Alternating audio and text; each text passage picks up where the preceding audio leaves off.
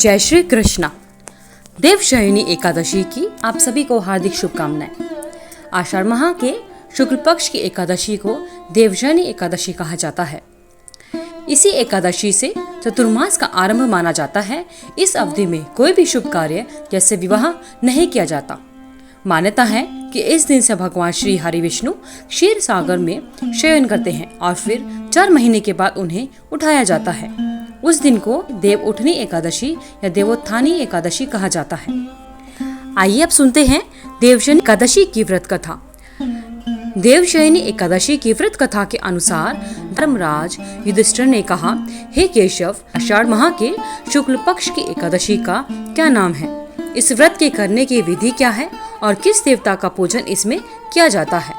श्री कृष्ण कहने लगे कि हे युधिष्ठिर, जिस कथा को ब्रह्मा जी ने नारद जी से कहा था वही मैं तुमसे कहता हूँ। एक बार देवऋषि नारद जी ने ब्रह्मा जी से इस एकादशी के विषय में जानने की उत्सुकता प्रकट की। तब ब्रह्मा जी ने उन्हें बताया, सतयुग में मांधाता नाम का एक चक्रवर्ती सम्राट राज्य किया करता था। उनके राज्य में प्रजा बहुत सुखी थी, लेकिन भविष्य में क्या हो जाए यह कोई भी नहीं जानता। अतः वे सभी इस बात से अनजान थे कि उनके राज्य में शीघ्र ही भयंकर अकाल पड़ने वाला है। उनके राज्य में पूरे 3 वर्ष तक वर्षा न होने के कारण भयंकर अकाल पड़ा। इस अकाल से चारों ओर त्राही त्राही मच गई। धर्म पक्ष के यज्ञ, हवन, पिंडदान, कथा व्रत में कमी हो गई। जब मुसीबत पड़ी हो तो धार्मिक कार्यों में प्राणी की रुचि कहाँ रह जाती है। प्रजा ने राजा के पास जाकर अपनी वेदना की दुहाई दी। राजा तो इस स्थिति को लेकर पहले से ही दुखी थे। वे सोचने लगे कि आखिर मैंने ऐसा कौन सा पाप किया है जिसका दंड मुझे इस रूप में मिल रहा है। फिर इस कष्ट से मुक्ति पाने का समाधान करने के उद्देश्य से राजा सेना को लेकर जंगल की तरफ चल दिए। वहाँ घूमते घूमते एक दिन वे ब्रह्मा जी के पुत्र अंगिरा ऋषि के आश्रम में पहुंचे और उन्हें साष्टांग प्रणाम किया। ऋषिवर आशीर्वाद देने के बाद उनकी कुशलता पूछी। फिर जंगल में विचरण अपने आश्रम में आने का प्रयोजन जानना चाहा। तब राजा ने हाथ जोड़कर कहा, महात्मा, सभी प्रकार से धर्म का पालन करता हुआ भी मैं अपने राज्य में यह कठोर समय देख रहा हूँ। आखिर किस कारण से ऐसा हो रहा है? कृपया इसका कोई समाधान बताइए। यह सुनकर ऋषि अंगिरा ने कहा, हे राजन, सब युगों से उत्तम यह सतयुग है। इसमें छोटे से पाप का भी बड़ा भयंकर दंड मिलता है। इसमें धर्म अपने चारों चरणों में व्याप्त रहता है। ब्राह्मण के अतिरिक्त किसी अन्य जाति को तप करने का अधिकार नहीं है, जबकि आपके राज्य में एक शूद्र तपस्या कर रहा है। यही कारण है कि आपके राज्य में वर्षा नहीं हो रही। जब तक वह काल को प्राप्त नहीं होगा तब तक यह कठोर समय शांत नहीं हो सकता। दुर्भिक्ष की शांति उसे मारने से ही संभव है।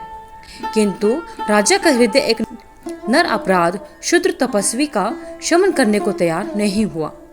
उन्होंने कहा, हे देव, मैं उस निरपराध को मार दूं, यह बात मेरा मन स्वीकार नहीं करता। कृपा करके कोई और उपाय बताइए। महर्षि अंगिरा ने बताया, आषाढ़ माह के शुक्ल पक्ष की एकादशी का व्रत करें। यह एकादशी आषाढ़ माह में आती है और इसका नाम देवशयनी एकादशी है। इस व्रत के प्रभाव से अवश्य ही वर्षा होगी। राजा अपने राज्य की राजधानी लौट आए और चारों वर्णों सहित एकादशी का विधि पूर्वक व्रत किया। व्रत के प्रभाव से उनके राज्य में मूसलाधार वर्षा हुई और पूरा राज्य धन धान्य से परिपूर्ण हो गया। ब्रह्म वैवर्त पुराण में देवशयनी एकादशी का विशेष महात्म्य का वर्णन किया गया है। इस व्रत से प्राणी की सभी मनोकामनाएं पूरी हो जाती हैं। हिंदू धर्म में एकादशी तिथि का विशेष महत्व होता है। यह तिथि भगवान श्री हरि विष्णु को समर्पित होती है। कहा जाता है कि इस दिन भगवान विष्णु क्षीर सागर में 4 महीनों के लिए शयन करने के लिए चले जाते हैं, जिस कारण शादी, विवाह, गृह प्रवेश, नामकरण संस्कार, मुंडन संस्कार जैसे शुभ कार्यों पर रोक लग जाती है। की शुरुआत 16 जुलाई को रात 8:32 से शुरू होगी। वहीं देवशयनी एकादशी का समापन 17 जुलाई रात को 9:01 पर होगा। इसलिए उदया तिथि के अनुसार देवशयनी एकादशी का व्रत 17 जुलाई को रखा जाएगा। वहीं एकादशी व्रत का पारण 18 जुलाई को सुबह 5:35 से लेकर सुबह 8:20 तक किया जाएगा। इस दौरान स्नान ध्यान कर भगवान श्री हरि विष्णु की पूजा करें। इसके पश्चात ब्राह्मणों को दान देकर व्रत खोले। एकादशी के व्रत को समाप्त करने को पारण कहा जाता है। एकादशी व्रत का पारण हमेशा अगले दिन किया जाता है। एकादशी व्रत का पारण द्वादशी तिथि समाप्त होने से पहले करना जरूरी होता है। अगर द्वादशी तिथि सूर्योदय से पहले समाप्त हो गई हो तो एकादशी व्रत का पारण सूर्योदय के बाद करना चाहिए।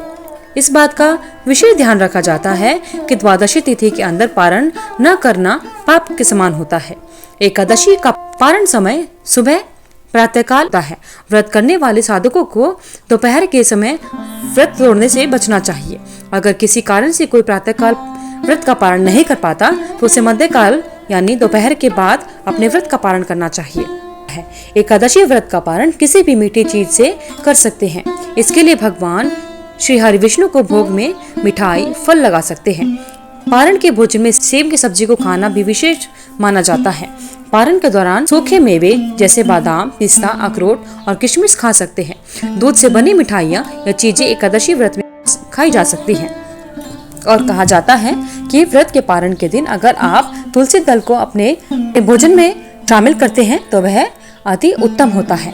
और श्री हरि भगवान विष्णु के भोग में भी तुलसी दल का उपयोग करना आवश्यक होता है। कहा जाता है कि भगवान श्री हरि विष्णु तुलसी दल के बिना कोई भी भोग स्वीकार नहीं करते। ये जानते हैं एकादशी के दिन भगवान श्री हरि विष्णु की पूजा आराधना कैसे करें। एकादशी के दिन सुबह जल्दी उठकर स्नान करना चाहिए। उसके बाद साफ स्वच्छ वस्त्र धारण करने चाहिए और व्रत रखने का संकल्प लेना चाहिए। घर के मंदिर में दीपक प्रज्वलित करना चाहिए। श्री हरि भगवान विष्णु के लिए की मूर्ति या प्रतिमा की स्थापना के लिए एक चौकी ले और उस पर पीले रंग का वस्त्र बिछा दे। श्री हरि भगवान विष्णु की मूर्ति की या प्रतिमा की स्थापित करनी चाहिए। उसके बाद में भगवान श्री हरि विष्णु की प्रतिमा या मूर्ति को गंगा जल से अभिषेक कराना चाहिए। भगवान विष्णु को पुष्प और तुलसी दल अर्पित करने चाहिए। भगवान श्री हरि विष्णु की आरती करनी चाहिए। भगवान श्री हरि विष्णु को भोग लगाना चाहिए। इस दिन भगवान श्री हरि विष्णु के साथ साथ माता लक्ष्मी की भी पूजा आराधना करनी चाहिए। माता तुलसी की कथा को पढ़ना एवं सुनना आवश्यक होता है। भगवान श्री हरि विष्णु की आरती करने के बाद में देवशनि एकादशी या एकादशी व्रत के कथा का पठन एवं श्रवण करना आवश्यक होता है। कहा जाता है कि कोई भी व्रत कथा के बिना अधूरा होता है। इसलिए भगवान श्री हरि विष्णु की कथा का पठन एवं श्रवण आवश्यक होता है और सारा दिन भगवान श्री हरि विष्णु के मंत्रों का जप करना चाहिए, जैसे ओम नमो भगवते वासुदेवाय नमः और अन्य मंत्रों का जप आवश्यक होता है। साथ ही रात्रि जागरण करना चाहिए। रात्रि जागरण के समय भगवान श्री हरि विष्णु के भजनों और भागवत गीता का पठन कर सकते हैं। जानते हैं एकादशी व्रत का उद्यापन किस प्रकार किया जाता है। एकादशी व्रत के दिन और उद्यापन पर ब्राह्मणों को भोजन कराना चाहिए। भोजन कितना भी बड़ा या छोटा हो, सभी व्रतियों को श्रद्धा के साथ इसे करना चाहिए। एकादशी व्रत का उद्यापन योग्य आचार्य के मार्गदर्शन में करना चाहिए। उद्यापन में 12 माह की एकादशियों के लिए 12 ब्राह्मणों को पत्नी सहित निमंत्रित किया जाता है। उद्यापन पूजा में तांबे के कलश में चावल भरकर रखना चाहिए। अष्टदल कमल बनाकर भगवान श्री हरि विष्णु और लक्ष्मी का पूजन किया जाता है। पूजन के बाद हवन होता है और सभी ब्राह्मणों को फलाहारी भोजन करवाकर वस्त्र दान दिया जाता है। धन्यवाद। अगर आपको वीडियो अच्छी लगी तो वीडियो को लाइक करें, शेयर करें, चैनल को सब्सक्राइब करके बेल आइकन को जरूर प्रेस करें ताकि आगे आने वाली सभी वीडियोस की नोटिफिकेशन आप तक समय से पहुंचते रहे। आपका दिन मंगलमय हो। कमेंट बॉक्स में जय श्री कृष्णा लिखना ना भूलें।